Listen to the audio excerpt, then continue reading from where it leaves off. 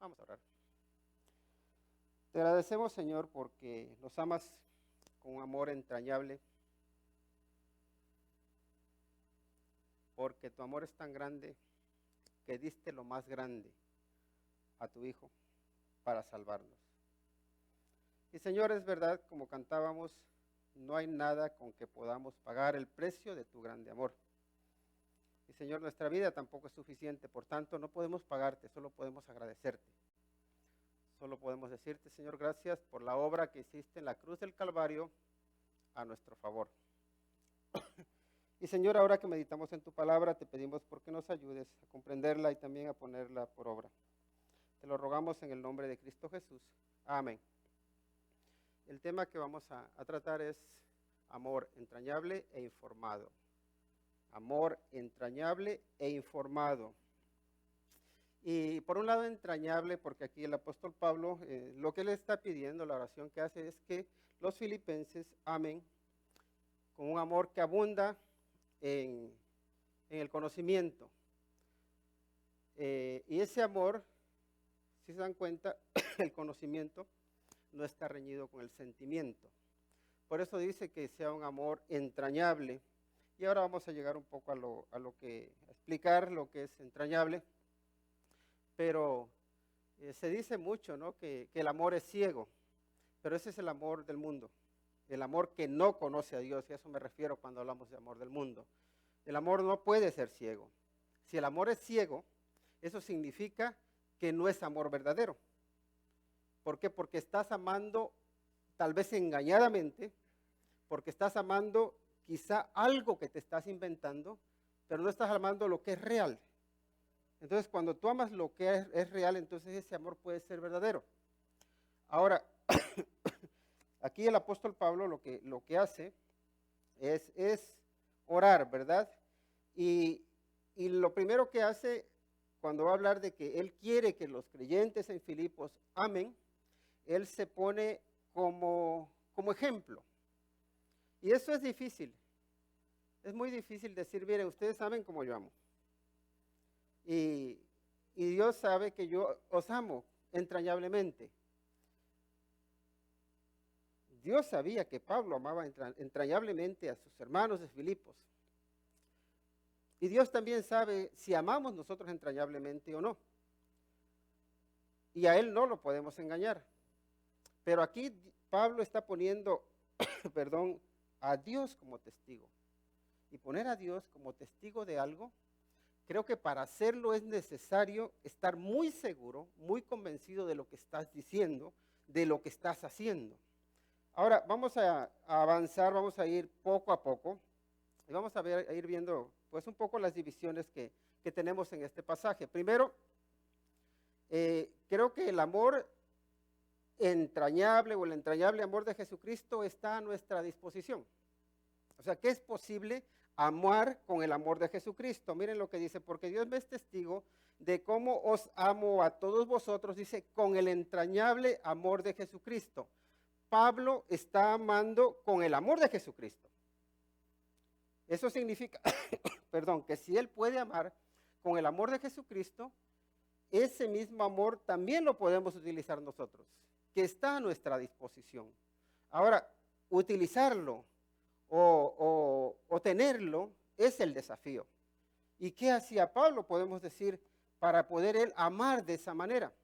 Y recuerdan que la semana pasada estuvimos hablando que él dice que los llevaba en el corazón. Para poder amar a alguien necesitas tenerle en el corazón y para eso necesitas ser cercano a esa persona y dejar que se acerquen a pesar de los peligros que conlleva el permitir que una persona se acerque a ti.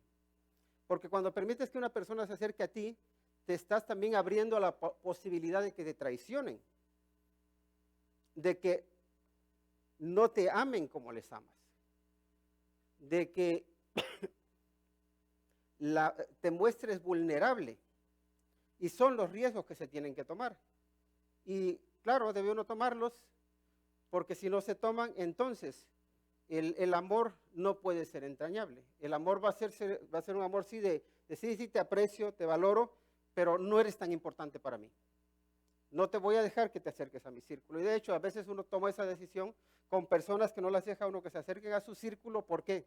Porque sabes que son peligrosas para ti, porque sabes que te pueden hacer daño, entonces dices, hey, hasta aquí. ¿Es lo ideal? No es lo ideal, pero a veces uno toma esa decisión. Ahora el apóstol Pablo en este caso no ha tomado esa decisión. Él ha tomado la decisión de amarles y de amarles entrañablemente, ¿no? Y aquí ya empezamos con la palabra entrañable. ¿Qué es un amor entrañable? Y es de las entrañas, ¿no? No sé si han escuchado ¿recuerdan de las tres ardillitas? Que era, Pánfilo era el que siempre se salía con sus cosas. Y decía, la gente ama con el corazón, dice, con todo el corazón. Dice, yo no los amo con todo el corazón. Dice, yo los amo con todo el hígado.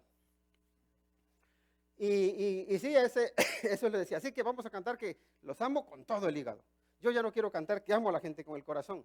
Y en realidad aquí la palabra que expresa entrañablemente se refiere al hígado, se refiere a la hiel también. Puedes amar con la hiel, con amargura. Se refiere también a las entrañas, ¿no? A los intestinos también.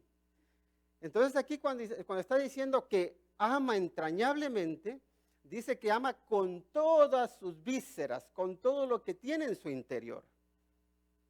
Y fíjense que cuando uno ama a una persona, cuando uno la ve, en su interior se conmueve, ¿verdad? En su interior uno como que se queda medio, se sacude, como que, perdón, le da una como nervios. Y ese sentir de entrañable, de amor entrañable, explica o manifiesta el amor que Dios tiene para con nosotros. Muchas gracias. ¿Cuál es el amor que Dios, cómo nos ama Dios? Y lo que está diciendo es que el amor de Jesucristo es el que cuando Jesucristo te ve a ti y me ve a mí, Él se conmueve en sus entrañas. Cuando te ve a ti, hacer lo bueno o hacer lo malo, no te mira desde lejos, no dice bien por ti, dice bien por mí, porque te amo. Porque cuando amas a alguien, cuando hace algo bueno, a ti te alegra, a ti tú te sientes placer. Así que lo que está diciendo es que aquí el amor de Jesucristo, ese amor entrañable, le hace sentir alegría, le hace sentir placer, le hace sentir que se conmueve cuando te ve a ti, cuando ve a cada uno de nosotros. Así que ese amor de Jesucristo, ese es el amor que somos llamados o desafiados a manifestar. Y la verdad que es un desafío muy grande. Ahora, en el segundo punto, vemos que el amor debe abundar en la información y el discernimiento. Y aquí entramos en lo que es un poco lo espinoso del amor. Porque quisiera preguntarles, ¿Dios amó a Moisés? Decimos, claro que lo amó. ¿Y Dios estaba amando a Moisés cuando le dijo, tú no vas a entrar a la tierra prometida? ¿Podemos decir que Dios por amor no permitió que Moisés entrara a la tierra prometida? Y diremos, no, por amor no. Dios no permitió que Moisés entrara a la tierra prometida por justicia. Pero por amor no. Entonces Dios dejó de ser amoroso y empezó a ser justo. De hecho, hay una de las preguntas o los desafíos que se le hace al cristianismo es este. Demuéstrame que Dios es más justo que amoroso. Porque se supone que el Señor Jesucristo murió en la cruz para traer justicia, para que la justicia de Dios fuese vindicada.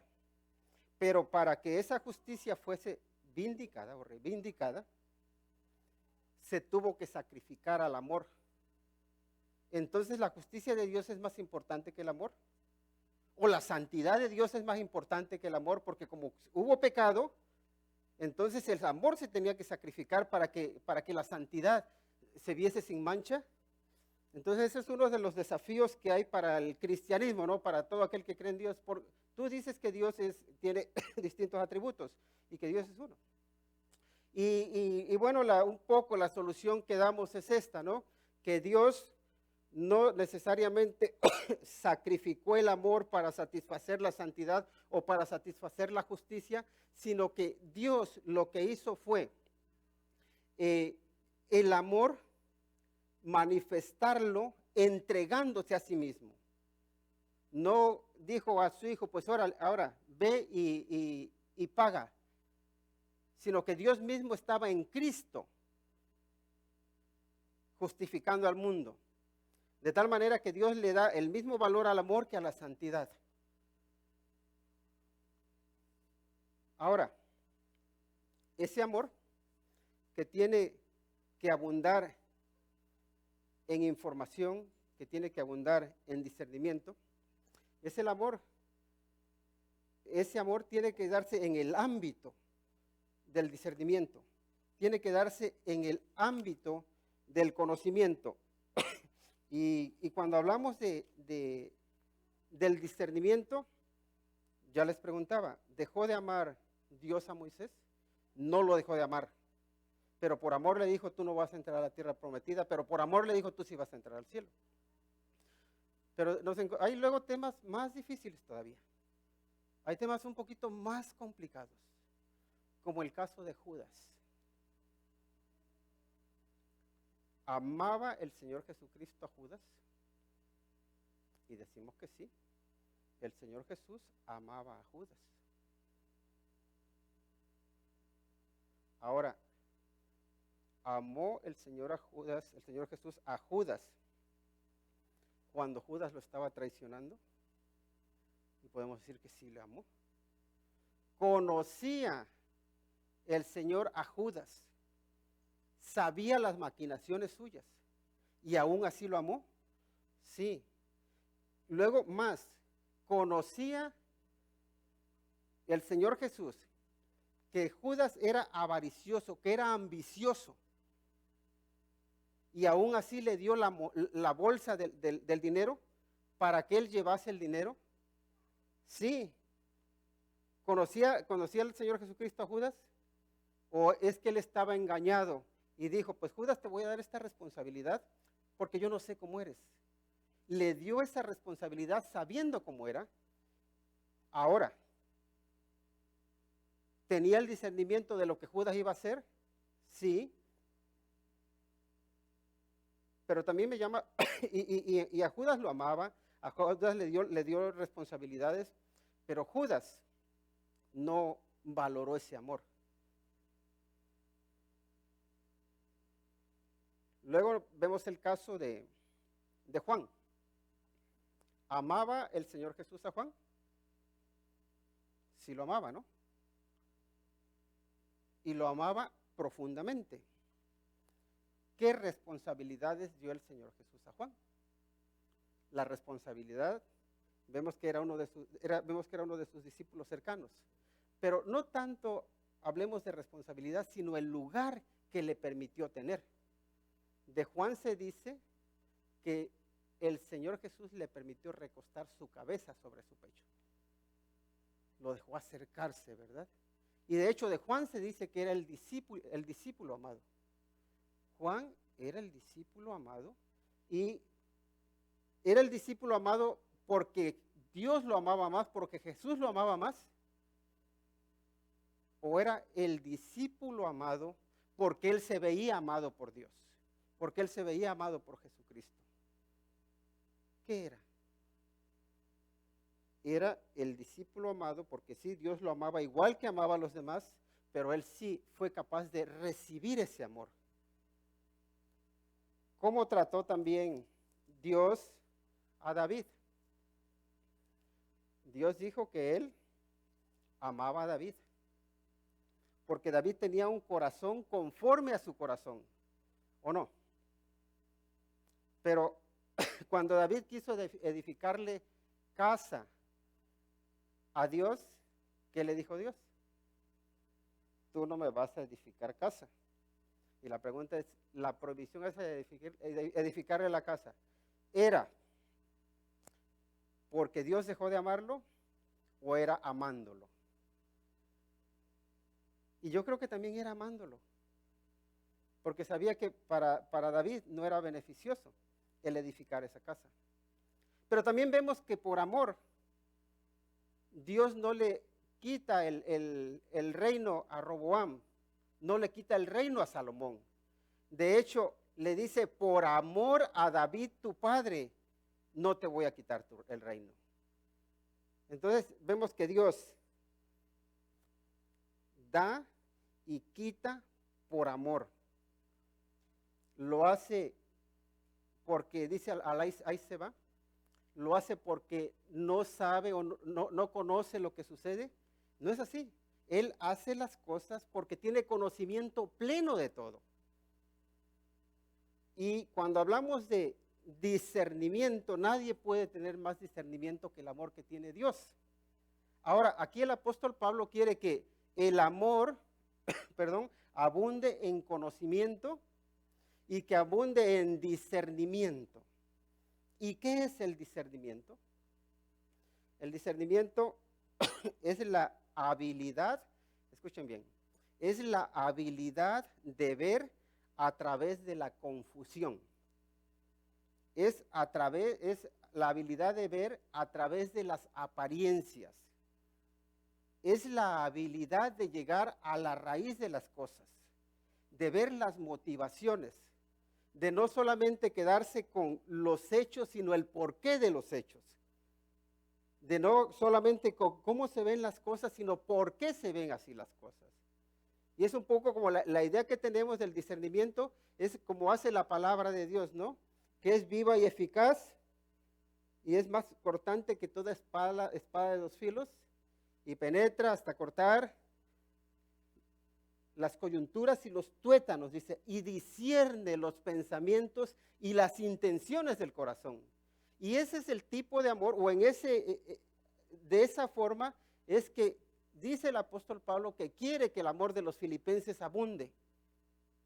Y no sé si escucharon, bueno, Raquel nos compartió la noticia de que una mujer estaba esperando a un tren, ¿verdad? Y cuando ya venía casi llegando el tren, un joven, esta mujer tenía unos 50 años, un joven tenía creo que 23 años, este joven empuja a la mujer. Y la intención era matarla, para que el tren la arrollase. Pero el maquinista del tren reaccionó a tiempo y pudo detener el tren.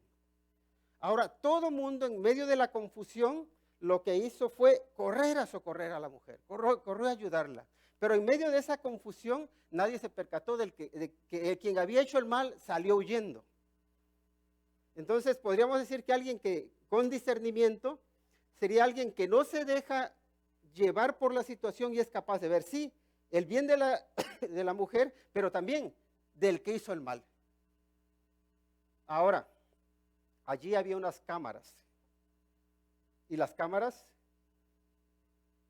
están captándolo todo, pero sabemos que las cámaras no tienen sentimientos, ¿verdad? Las cámaras solo captan lo que pasa y no pierden el objetivo. Están ahí. Esas cámaras que no perdieron el objetivo fueron las que sirvieron para identificar quién había hecho el daño y que lo apresaran después. Ahora, nosotros de alguna manera debemos tener la objetividad que tienen esas cámaras sin perder los sentimientos, teniendo a la vez sentimientos y teniendo discernimiento. Es decir, ser capaces de ver a través de todo el murmullo, de todo el desorden, de todo el caos, tú ver y decir, esto es lo que está pasando. ¿No les ha pasado que, por ejemplo, cuando uno anda en un centro comercial y se te pierde tu hijo, que no ves dónde está? Y la gente va y viene, pero tú no te estás fijando sobre la gente, tú estás buscando, entre todos estás buscando un rostro conocido. Y todo el murmullo, todo el ruido no te distrae. Pues ese es el discernimiento, que el murmullo, que todo lo que está pasando alrededor no te distraiga y que seas capaz de ver qué es lo que hay dentro.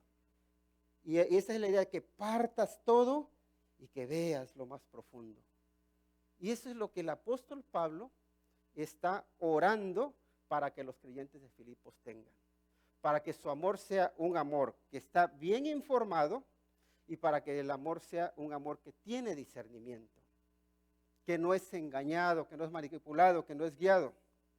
Ahora, en el siguiente punto, la información y el discernimiento nos preparan para presentarnos ante Cristo con sinceridad y sin culpabilidad.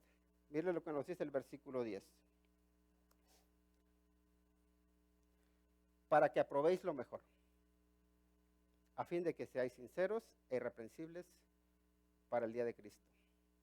Para que aprobéis lo mejor, a fin de que seáis sinceros e irreprensibles para el día de Cristo. El apóstol Pablo ora para que ellos tengan un amor informado, para que tengan un amor que discierne, para que lo que ellos aprueban, y aquí la palabra aprobar no es lo que implica o lo que significa es para que ustedes lo que hagan es pongan a prueba las cosas, examinen las cosas y distingan lo que hay. Que sean capaces de poner a prueba y que tengan un juicio que sea claro en pensamiento y profundo en sentimiento. Claro en pensamiento y profundo en sentimiento. Porque a veces uno, si su sentimiento es adverso, no tiene claridad de pensamiento. Si su pensamiento es positivo, tiene claridad de pensamiento. ¿No les ha pasado? ¿Qué pasa cuando una persona está llena de celos? ¿Tiene buen juicio esa persona? Normalmente no. ¿Qué pasa cuando una persona está llena de envidia? ¿Tiene buen juicio? Lo normal es que no. Y hay muchos sentimientos que nos hacen que nuestro pensamiento se embote, que no seamos capaces de discernir, que no seamos capaces de evaluar, que no seamos capaces de distinguir. Así que lo que el apóstol Pablo quiere es que haya un amor que está informado, que es profundo y que una vez que se tenga ese tipo de amor, entonces que analicen. Y la palabra juzgar suena un poco como que no le corresponde a los cristianos, pero en realidad sí nos corresponde. Juzgar no para condenar, pero sí para saber, para que no actuemos a ciegas. Y eso es lo que Él quiere. Que si tú juzgas algo, que sea según verdad. Que si tú dices esto está bien, que tengas una base, claro, basada en la palabra de Dios, que tengas algo, que estés actuando según verdad. Porque resulta que después lo que nosotros juzguemos, sea bueno o sea malo, de ello vamos a tener que dar cuentas a Cristo Jesús. Vamos a tener que dar cuentas a Dios por cada cosa o por cada situación o por cada persona que aprobemos o que desaprobemos. Y eso es lo que Él quiere que evitarnos, porque quiere que nos presentamos ante Cristo con sinceridad y sin culpabilidad. Y la palabra irreprensibles implica sin causar tropiezo e implica también que sea sin mancha o sin culpa. Y bienaventurado es aquel que no se condena en lo que aprueba o en lo que desaprueba. Y ahí está ese desafío que tenemos todos. Porque es muy fácil aprobar o es muy fácil desaprobar, porque me cae bien o me cae mal. Pero hacerlo basados en el amor de Cristo es un desafío. Ahora, hasta aquí parece que me he enfocado más bien en uno analizar, en uno conocer lo que hace una persona, lo que hace otro, ver las motivaciones. Pero les voy a decir una cosa. Si nosotros nos centramos en conocer a las personas en lo más profundo y queremos ver sus intenciones y queremos ver por qué hacen una cosa y por qué hacen otra, y no nos centramos en conocer a Dios, nos quedamos en el suelo. Y lo que va a suceder es que vamos a ser malos jueces, porque no vamos a evaluar las cosas, porque no vamos a probar las cosas según la verdad, sino que lo vamos a hacer bajo un punto de vista primero humanista, pero también bajo un punto de vista que no tiene en cuenta a Dios. Y aquí es donde hay que ver, miren, muchas veces nosotros nos animamos o nos desanimamos por la gente, por lo que la gente hace. Y decimos, este es este, aquello es lo otro, y yo no voy a la iglesia por lo que hacen o por lo que dejan de hacer. Porque de alguna manera estamos emitiendo un juicio sobre las personas. Estamos aprobando o desaprobando a las personas. Pero ¿qué falla allí? Lo que falla ahí es que nos hemos centrado en conocer a las personas, en juzgar a las personas, pero no nos hemos centrado en conocer a Dios. Y si nuestra vista se queda en el hombre, no vamos a crecer, no vamos a mantenernos firmes y al final, en lugar de ser guiados por la fe, vamos a ser guiados por la vista. En lugar de ser guiados por la confianza en Dios, vamos a ser guiados por la confianza en el hombre, pero en definitiva por la confianza en mí mismo. Y si cada uno de nosotros nos guiamos confiando en nosotros mismos, sin fijar nuestra vista en Dios, entonces estamos mal. Que lo que el hombre haga o deja de hacer no nos ciegue para ver la obra de Dios. Porque ¿saben qué? Hay algo que nunca debemos olvidar, y es que todos los que estamos aquí, todos cometemos fallos. Todos en algún momento le fallamos a alguien. A veces queriendo y otras veces sin querer. Ahora, si nuestra confianza, si nuestra esperanza está en las personas, en los que nos fallan o los que no nos fallan, ya no estamos confiando en Dios. Ya no nos estamos guiando por fe. Y se nos olvida que Dios, igual que está obrando contigo, que tienes errores, que tienes fallos, está obrando también a aquellos.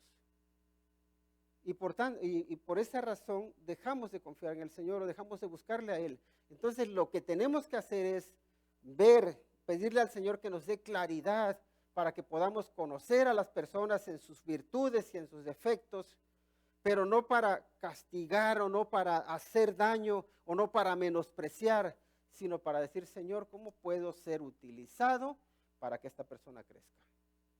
Para que esta persona se parezca cada vez más a Cristo Jesús. Si ese no es nuestro enfoque, entonces estamos fallando. Porque Dios nos ha llamado para edificarnos los unos a los otros, no para menospreciarnos los unos a los otros. Y me gusta el enfoque que le da aquí el apóstol Pablo, porque dice, para que aprobéis. ¿Sí ven cómo dice ahí en el versículo 10? Dice, para que aprobéis lo mejor. Lo que está diciendo es, no te centres en lo peor de las personas, sino céntrate en lo mejor. Porque si nos centramos en lo malo de este mundo, vamos a terminar deprimidos, vamos a terminar sin esperanza.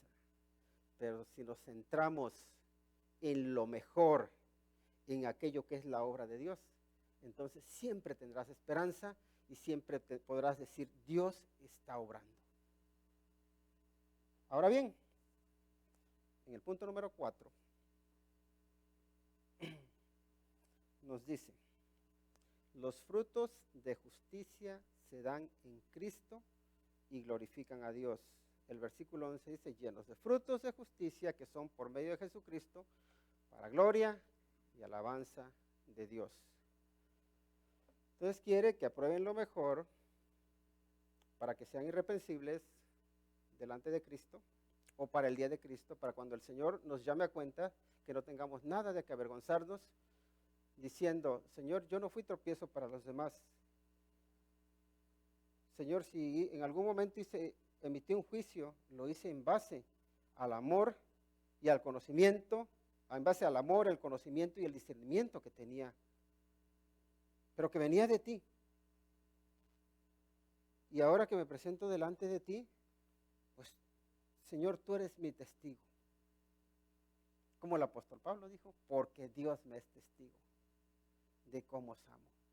Y la pregunta para nosotros es esta.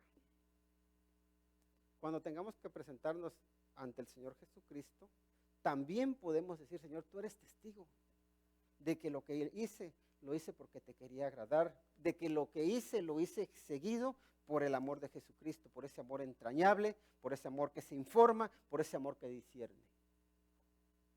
¿Por qué actuaste o por qué actuamos nosotros? Y luego los frutos de justicia se dan en Cristo y glorifican a Dios. Miren, todos nosotros podemos hacer cosas buenas y cosas malas. Es más, todo ser humano es capaz de eso. Y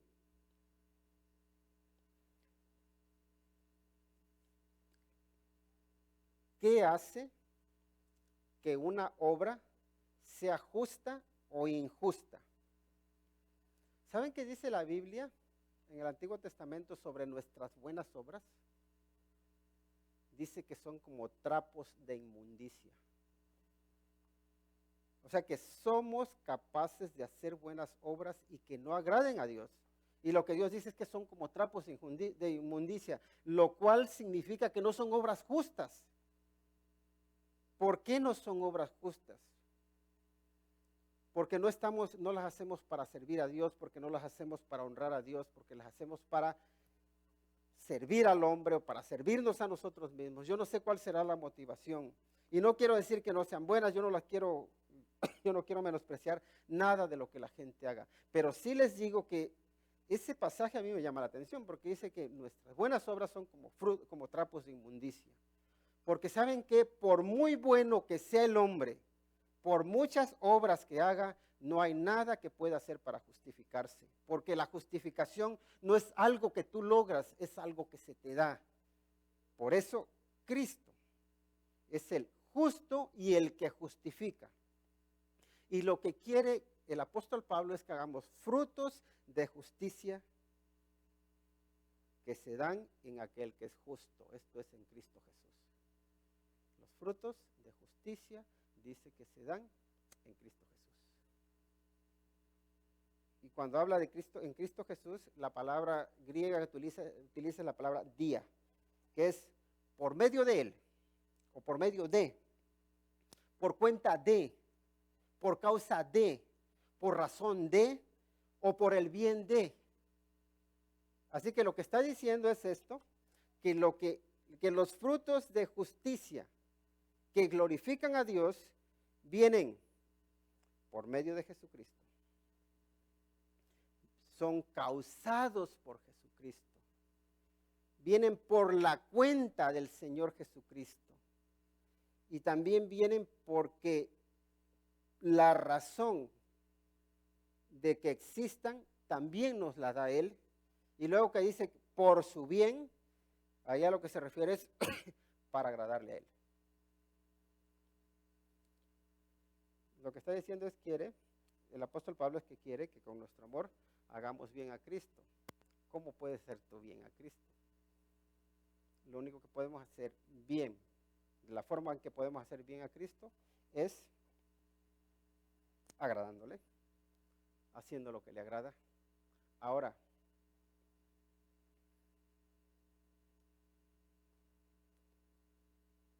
Cristo se agrada o se molesta con nosotros porque nos ama. Porque nos ama de forma entrañable.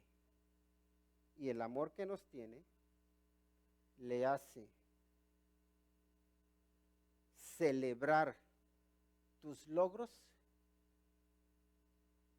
y sufrir por tus fracasos. Le hace regocijarse con tus frutos de justicia, con tus buenas actuaciones, con tus buenas palabras, con tus buenos pensamientos. Y también le hace entristecerse con lo que hagamos mal. Porque nos ama.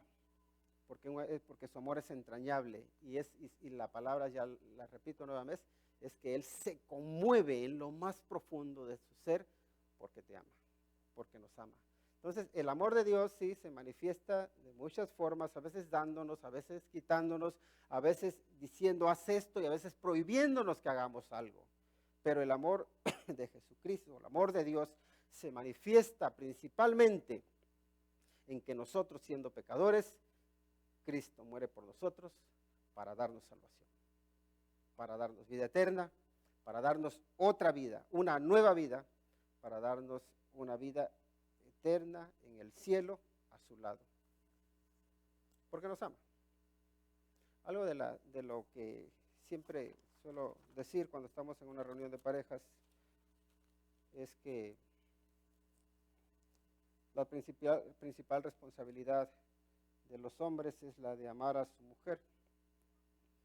Y es una responsabilidad, porque esa es de la mejor manera que puedes reflejar el amor de Cristo a la iglesia.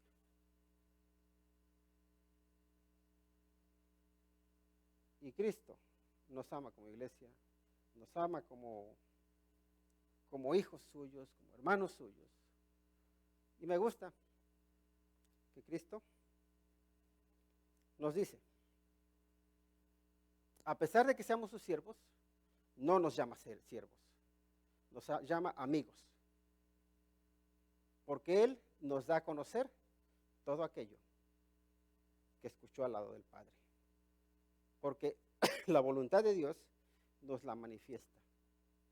Y el problema, si no hacemos la voluntad de Dios, no está en que el Señor Jesucristo no nos la haya dicho, no está en que Dios no nos la haya revelado, es en que nosotros nos revelemos. Pero como leíamos hace unos momentos en el Salmo 125, los que confían en Jehová se mantienen firmes, los que se rebelan contra Jehová son juntados con los impíos.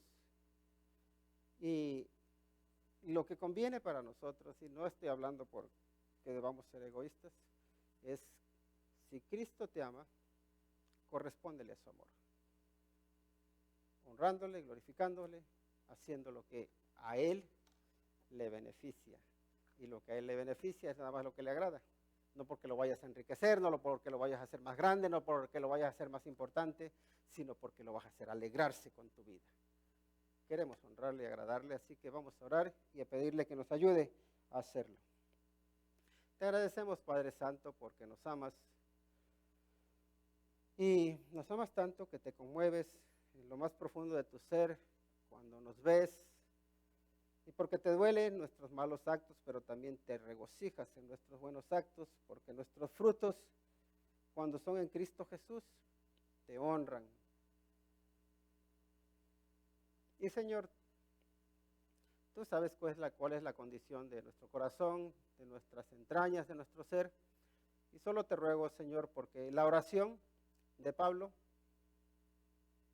tenga respuesta en cada uno de nosotros. Que abundemos en ese amor entrañable de Jesucristo, que tiene información, que tiene discernimiento y que tiene un profundo sentimiento. Señor, por favor, bendícenos y guárdanos del mal. Y ayúdanos a amar así como Cristo nos amó. Te lo rogamos en su nombre. Amén. Que el Señor les bendiga.